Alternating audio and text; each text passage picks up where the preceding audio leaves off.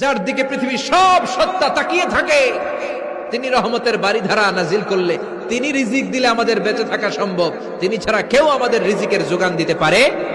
তার নাম সামাদ। চিল্লায় বলেন, তার নাম কি?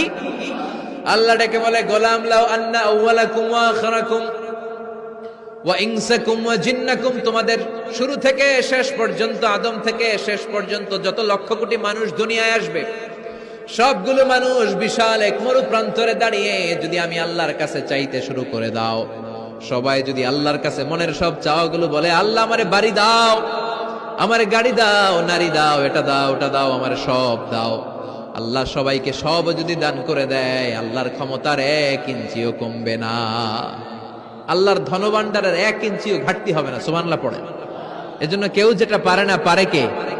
আমাদের যার যা দরকার আল্লাহ যদি সবাইরে সব দিয়ে দেয়, ওনার ভান্ডারের কিছু কমতি হবে? এজন্য ওনার নাম সামাদ। সবাই ওনার কাছে হাত পাতে। উনি হাত পাতে কার কাছে? কথা কন। সবাই ওনার কাছে ঠেকা, উনি ঠেকা কার কাছে? এজন্য আল্লাহ বললেন, কুল হুয়াল্লাহু আহাদু আল্লাহুস সামাদু লাম ইয়ালিদ ওয়া লাম